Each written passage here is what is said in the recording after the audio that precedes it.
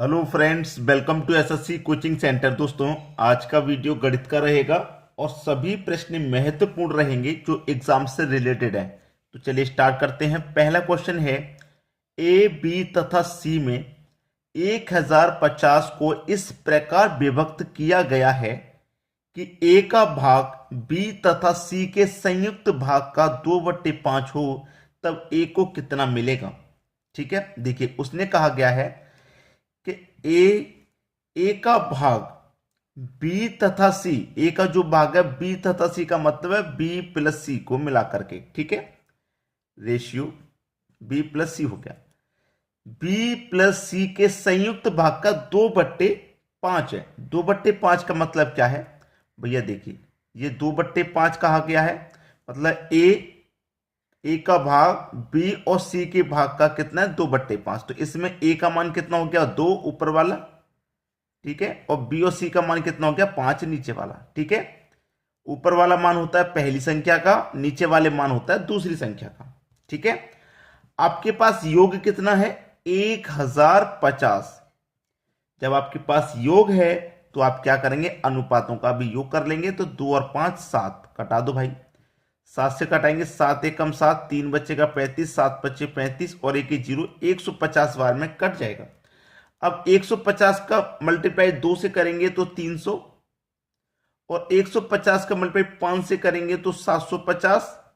ठीक है, हमसे क्या पूछा गया था प्रश्न में, ए को कितना मिलेगा। तो ए को भैया कितनी राशि मिल रही है, 1050 में से 300 रुपए मिल रहे हैं, यानी कि बी ऑप्शन आपका बिल्कुल सही जवाब हो जाएगा। तो किसी को कोई दिक्कत नहीं, सभी को समझ में अच्छे से प्रश्न आ गया। अब देखते हैं अगला क्वेश्चन।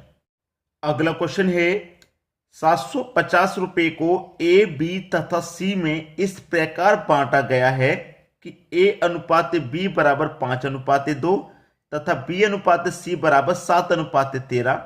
इनमें से ए का भाग कितना है। आपके पास 3 व्यक्ति हैं, ए बी और सी। ए बी और सी, ये 3 व्यक्ति आपको दिए गए हैं, जिसमें ए का मान 5 है, ए के नीचे लिखिए। बी का मान 2 है, बी के नीचे लिखिए। ए के नीचे मैंने ए का मान लिख दिया, बी के नीचे बी का।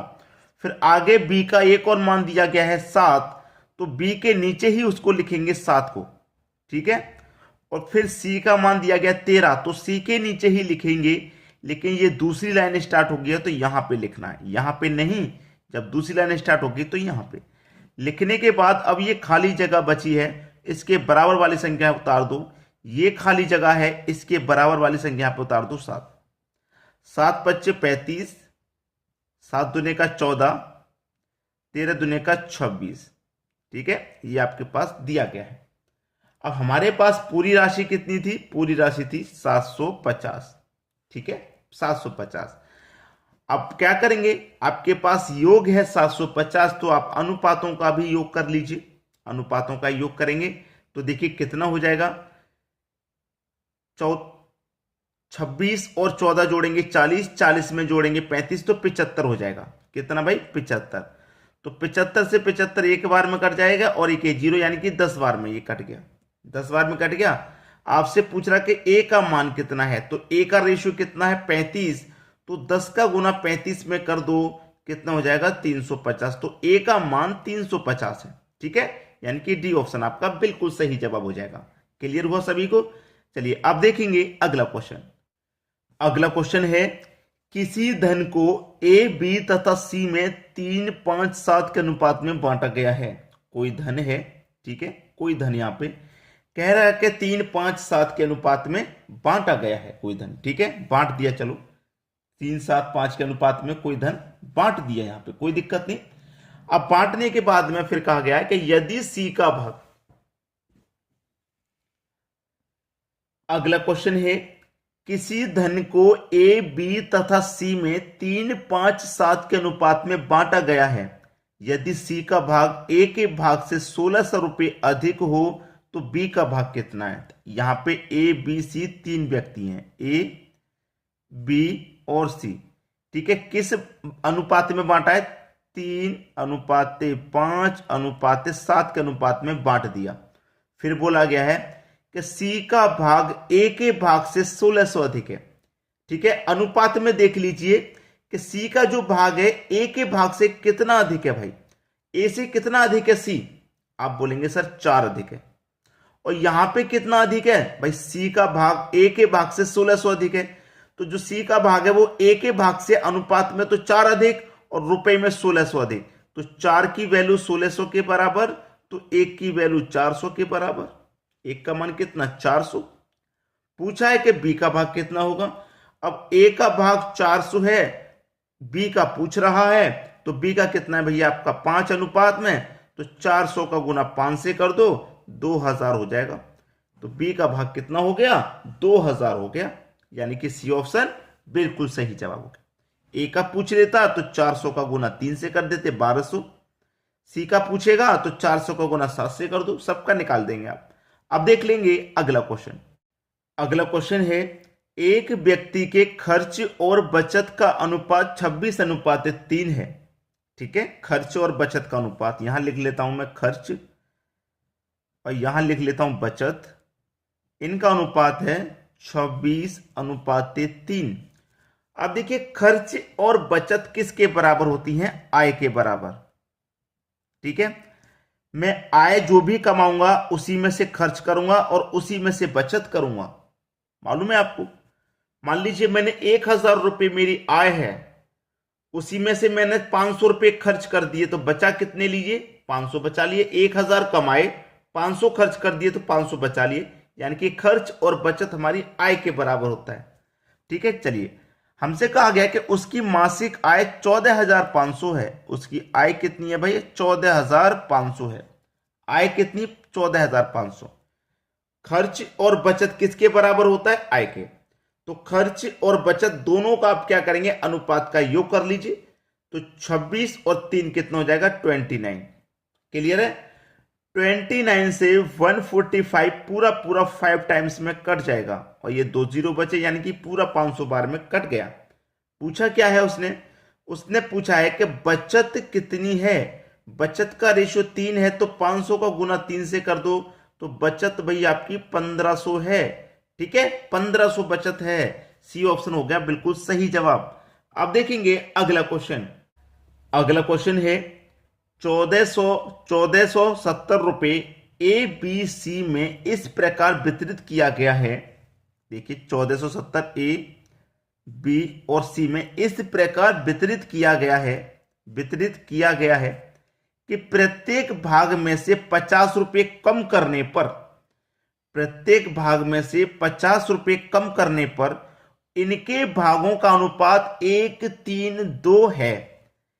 1:3:2 है। कब है ये अनुपात, जब प्रत्येक में से 50 रुपए हम कम कर देंगे, यानी कि ए के भाग में से भी 50 रुपए कम करेंगे, बी के भाग में से भी और सी के भाग में से भी 50 रुपए हम कम कर देंगे। अब देखिए 50, 50, 100, 50, 150, यानी कि 150 रुपए कम किए जाएंगे टोटल में से। टोटल 1470 का है, इसमें से 150 रुपए कम किए जाएंगे, तो कितने बचेंगे 1320 बचेंगे। यही तो बचा। अब आपके पास अनुपातों का योग कितना है 6 है। आपके पास यहां पे 150 माइनस करने के बाद योग बचा 1320, अनुपात का योग है 6। कटा दो भैया 6 से कटाएंगे, 6 दूने का 12, एक बचेगा फिर से 12, 6 दूने का 12 और 1 0, 220 बार में कट जाएगा। पूछ रहा है कि सी द्वारा प्राप्त धन कितना है। सी का धन, सी का रेशियो कितना है भैया 2 है, तो 220 का गुना अगर मैं 2 से कर दूंगा तो कितना हो जाएगा 440 हो जाएगा। 440, यानी कि डी ऑप्शन बिल्कुल सही हो गया। आ गया सभी को समझ में। अब देखेंगे अगला क्वेश्चन। अगला क्वेश्चन है, दो संख्याओं का अनुपात 3:4 है तथा इनका लघुत्तम समापवर्तक 84 है, तो इनमें सबसे बड़ी संख्या है। दो संख्या हैं, ये पहली संख्या हो गई, ये दूसरी संख्या हो गई, दोनों का अनुपात 3:4 है। 3:4 है। इनका लघुत्तम समापवर्तक 84 है। लघुत्तम समापवर्तक का मतलब एलसीएम, एलसीएम है आपका 84।